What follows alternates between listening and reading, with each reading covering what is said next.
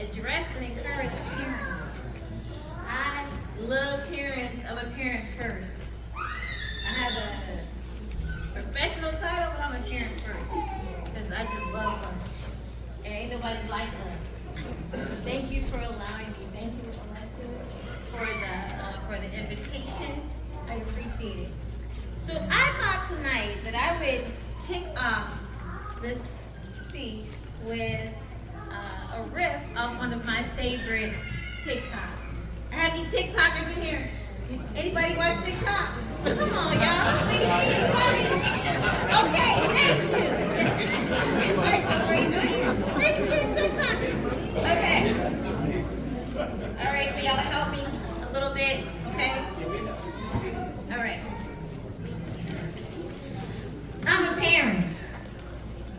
Of course I have the baddest bounce back ever. I take really good care of myself. You know what I do? I go for long walks. I have pamper days. I have a prayer life and a therapist. And I like to take solo trips to Ross. That's my happy place. I love Ross. Where's y'all's Ross? Can I just say that? Because I was out last night looking for Ross and didn't find one. Amen for Jesus. Thank you, sis.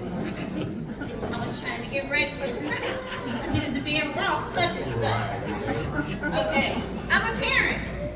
Of course, I'm selective about who I have in my circle. I'm so selective, y'all. Why? Because my family and my friends have the ability to impact and influence my family, my children, and myself. I would cut somebody so quick. If you act right, you can stay. But if you act up, you're out of here. Because my children matter to me. So everybody can't be around my kids, right? I'm a parent. Of course I'm always working to be a better parent. Always. Why? Because, baby, there is room for improvement in this parenting thing. I keep a cafe on campus. Keep a cafe. I'm a parent. Of course, I need help. I have 3 children. Thank God they come. But I need a lot of help. And guess what? I know where to go in my community when I need the help. And if I don't know where to go, I know who to ask for.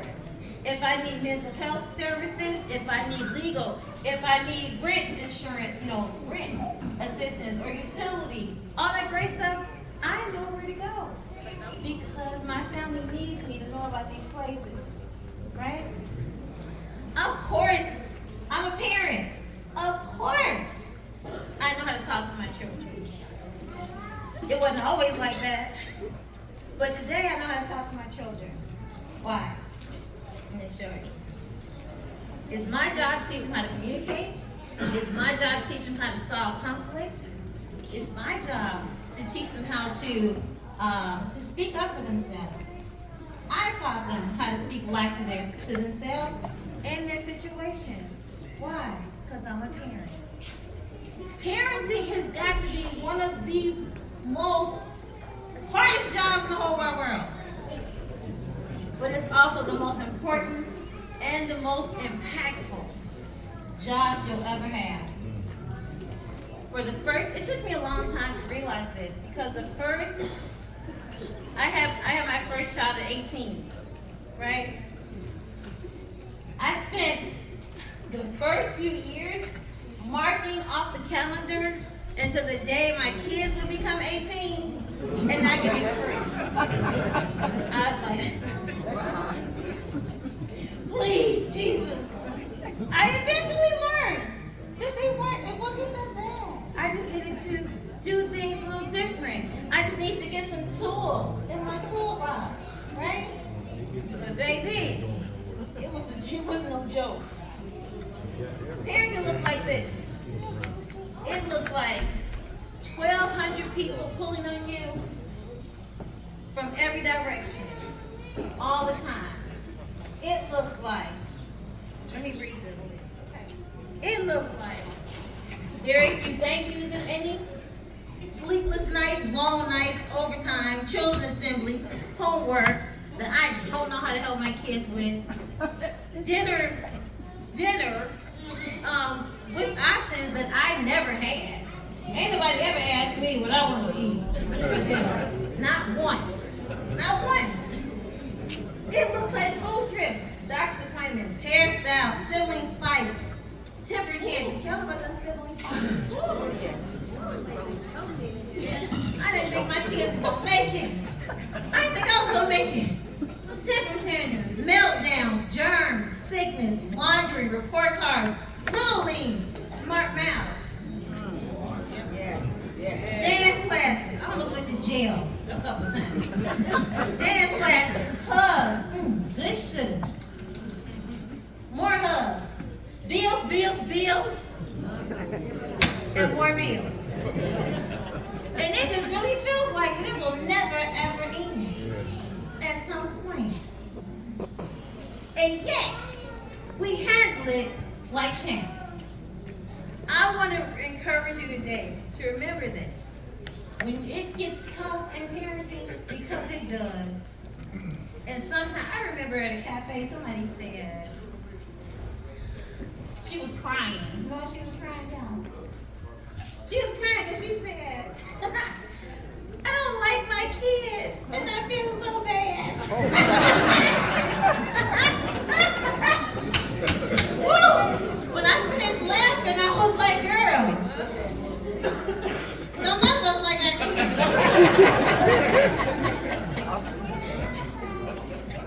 She started laughing. She was like, oh my God, I was feeling. We were all like, yes, girl, that's real. She's sitting there with tears streaming down her face. I was feeling so bad. She was like, I thought I was alone. No, girl, you're a parent. It is okay. It is okay.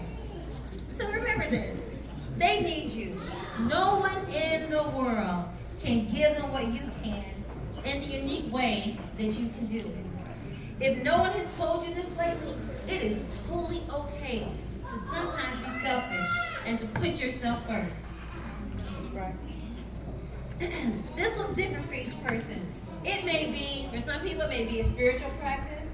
For some, it may be early morning devotions.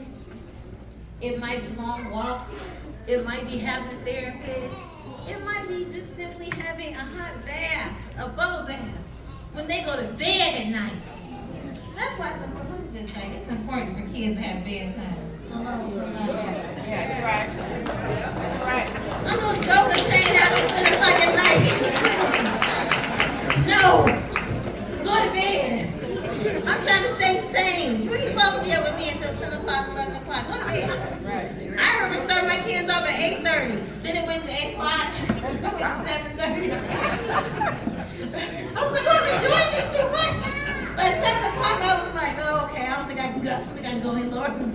But yeah, we got y'all out here. Doing these things, these little things, will help you to bounce back. It helps to build your bounce back. You are no good to anyone broken. You're stronger than you think you are, and your bounce back is beast.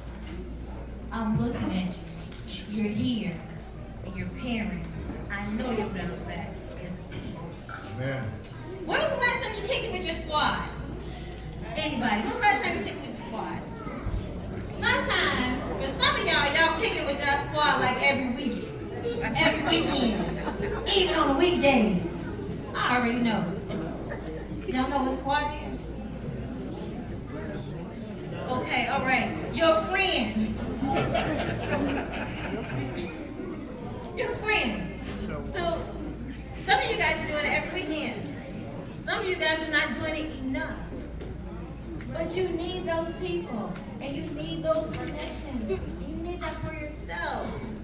I remember, I still do it. Right now, I'll say like, out on social media, and I say, oh my goodness, look, they look like they're having so much fun. I want them to invite me. And then somebody says, hey Sarita, you're invited. Girl, yes, we outside. Yes. The day of the event comes, and I'm curled up on the couch like, I gotta go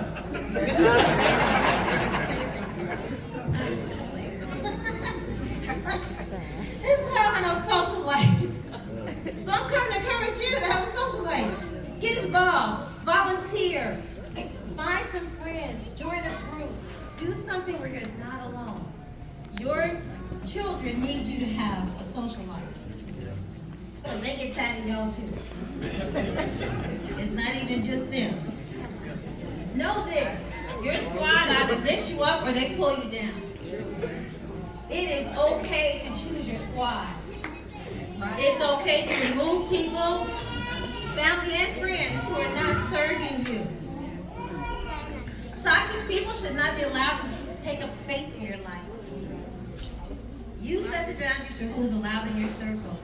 If you need to become sharp as scissors to protect your loved ones, handle your business. Your children will love and appreciate you for it. Removing toxic people allows room for healthy people to come in and connect with you. Remember this, your children are the mini version of you. They are the absolute best part of you. The best part of you. Enjoy watching them grow and allow them to grow with grace. The same way you wanted somebody to do for you, right? As you keep learning, keep learning, keep asking questions, keep going to cafes, so you can learn how other parents parent their unique children. I thought for the longest time that I was the only parent. My practice baby, that's what I call my first one. My practice baby. That's the one you make all the mistakes of. Right. Everybody, y'all feel me? Okay. I'm just checking, make sure I'm by myself. And y'all ain't judging me. Let me put some cafe stuff in here. And I wanted this precious, beautiful little girl, and she was. But I was like, oh, I'm having a girl. This is wonderful. I'm going to dress her up. She's going to be all nice and docile and sweet. Baby, she was everything but. This chick was raising sand everywhere. She was beating up little boys. She'd be all cute going to school. She'd come back looking like, I'm like, what happened? I spent kindergarten through 8th grade going to the school just about every day. By the time she got to 5th grade, I was like, screw it, I'll just volunteer. I'm up here anyway. Let the Lord use me. But I kept looking at my sister's daughter, who was like all kind and sweet and docile. I was like, dang, how'd she get the good kid? How'd she get the good one? But then, I realized that my sister's daughter was boring. She was so boring. She was just boring. And my daughter had spunk and fire, and she was always ready. And I was like, oh my gosh, I love her. She's just like me. She wasn't supposed to be docile and quiet. That's not who she was. But her makeup, and it was totally okay. So you're not alone. You're not alone. If your child is different and she don't fit in, she ain't supposed to. Or he isn't supposed to, and neither are you. You weren't meant to blend in. You were meant to stand out. So are your children. At every stage, your babies want to know that you're proud of them, pleased with them, that you think highly of them. They want your eyes to light up when you see them. And I'm not talking about their actions and their crazy decisions, because those things are going to happen. I'm talking about them as a person simply because they're yours. Simply because they're yours.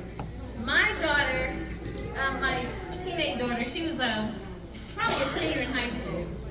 And I would pick her up from school. And she would say, I would say, hey, son! And she would look and say, hey, Mom. I'd be like, how's school? Okay. Fine. I started saying, hey, Zai. And I just started saying, hey, Zai. My 3-year-old Misha baby, on the other hand, when I would pick her up from school, she would say, Misha! I would say, hi, Misha baby! And she would run and be like, Misha! I was like, I love her so much. And now I look at my daughter. My daughter said to me one day, she says, hey, so why do you look at, when you pick her up, it's like, hi, Nisha, baby. When you pick me up, it's like, I died. I said, well, because she is happy to see me. And you are not. Well, what that did for me, of course I changed it because I was like, oh, she wants me to be happy to see her. She was actually vibing with that, right? When I would say hi, God, she just wasn't showing it. So I had to go back. It doesn't matter what stage they are. It doesn't matter what age they are. Today, my daughter is 31 years old. Is she? I feel really old. That just messed me all up. Let me get my thoughts back. I hate saying how old they are. I'm not going to do that again. So she goes, when I see her today, I go, hey, Mom! And I give her a huge hug, and she goes, hey, mama girl. Because she loves me, right? I don't care what stage it is. When your eyes light up, it says to them that you're excited to see them. It makes them feel secure in your love for them. It makes them feel valued and seen and wanted. That's what it feels like when your eyes light up and you see them. And get it, I get it. My children are young adults. They're young adults, they gone. Amen for Jesus. They gone. But it's hard. It's hard. Sometimes it's really hard. But you're looking at what you want to see and not the stuff you see. Does that make sense? That's where your eyes look and hope for what they will be. See them the way that you want to see them right now. And especially when they messed up. Especially when they mess up. That's when they need it the most. That's when they really need to feel loved and seen and wanted. You have a unique opportunity to speak life into your children every chance you get. It's so hard, I know, but you can do it. Remember this. Remember the big picture and ask for help. It's okay to ask for help, and I know you guys know because y'all cafe people. So it's okay to ask for help, especially in the areas where you're afraid to ask for help. Do it afraid. Do it afraid, because you know that unless you get your needs met, you can't take care of your family. Your business, your family, your growth depends on it. Anybody heard that phrase, closed mouths don't get fed? They don't get fed. I remember a friend telling me that I had to be like in my 30s and I had my children, we were struggling. And she said, Sarita, we were talking about something. She said, have you told anybody? Have you reached out? I was like, oh girl, no. And she said, well, I guess you don't need it. I really needed it. And she was like, well, you haven't said anything. So I guess you don't need it. I was like, I'm gonna open my mouth and start asking. Because how can I take care of my kids without it?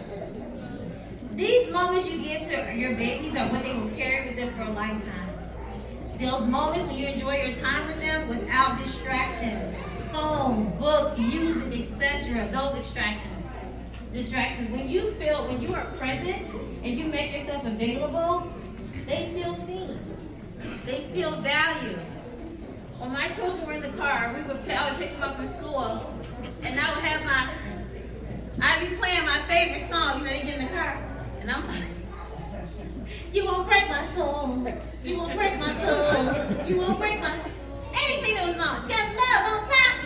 Oh, come on, baby. Because I'm singing, because I'm the next Beyonce. My kids in the car, and I'm saying, hey, how's school? And they and then I go back to singing. I haven't given them time to talk about their day. I ask a question, and then I say, I'm unavailable.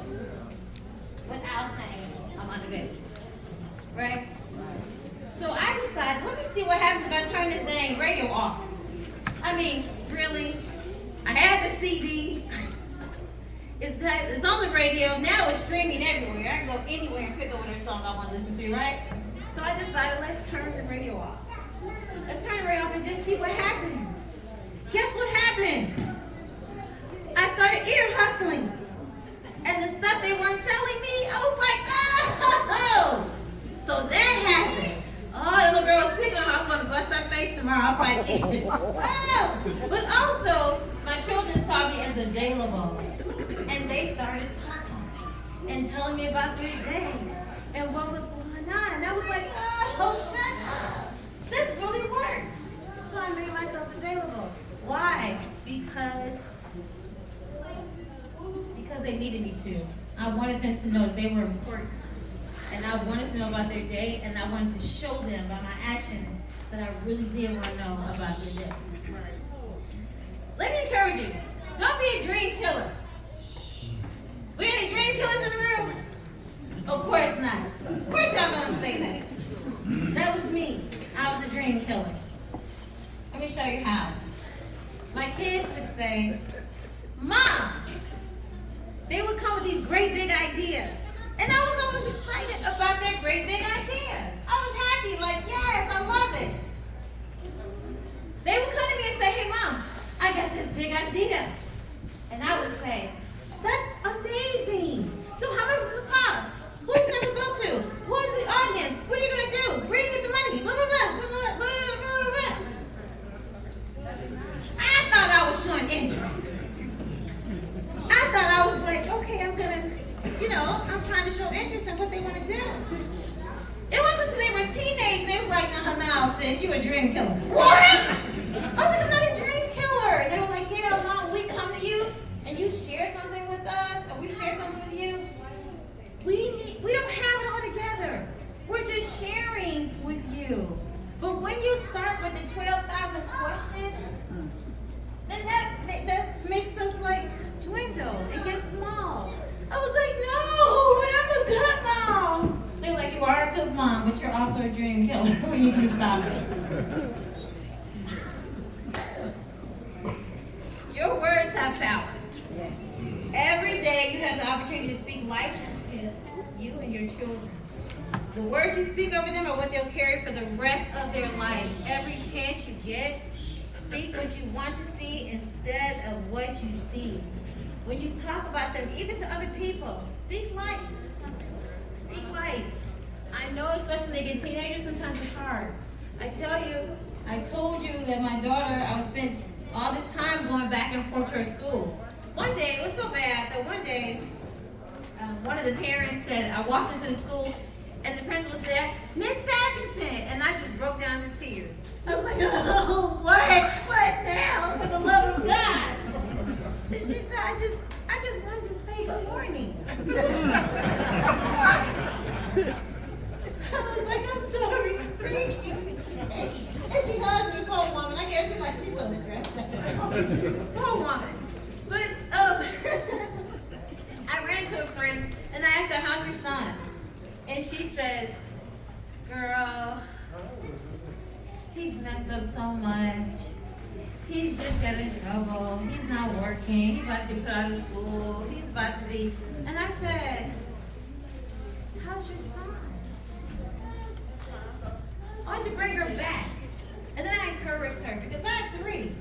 And the practice baby gave me HE double hockey sticks. Okay? The other 2 were like wonderful. But even when they messed up, when people ask me how are my children, I said, my children are great. They're amazing. They're doing big things. My kids on top of the world, baby. You better watch out for my kids. If you see them, get an autograph because it's about to be on college. Did I feel that? I didn't feel it all the time. I didn't feel it all the time. But I spoke what I wanted to see instead of what I was seeing. Because your words have power. Your words have power. Your babies aren't perfect, and neither are you. Give them the same grace that you wish people had given you. In conclusion, you're a parent. Of course you can do whatever you put your mind to. You're a parent. Of course you have a voice and should advocate for yourself and for your children.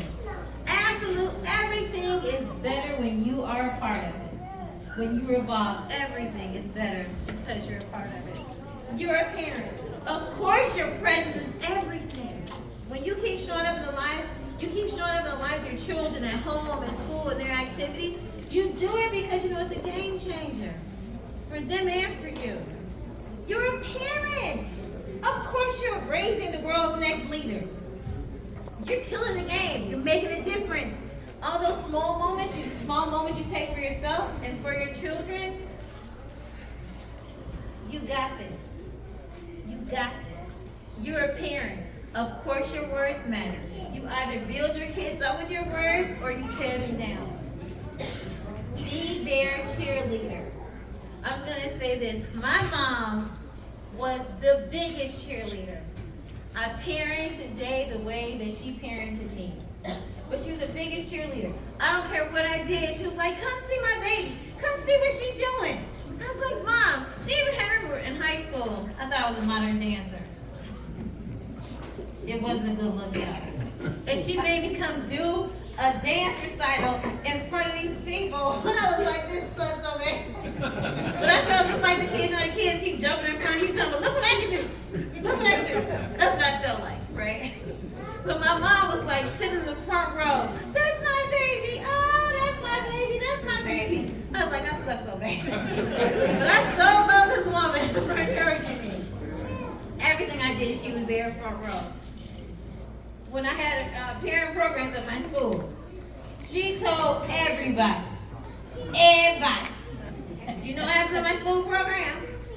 They started filling up with parents, but also she and her senior citizen friends bombarded my school on their canes and their walkers and their transportation courses. They took computer classes. I had to give the computer teacher a little drinky drink.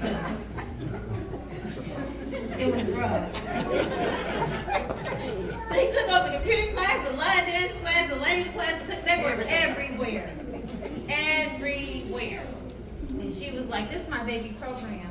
This is my baby program. I'm taking everybody. Come on, because this is my baby program. Today, as I was preparing for this event, I was thinking about her cheering me on. She was like, that's my baby, that's my baby. You guys don't know, the last week has been some type of crazy.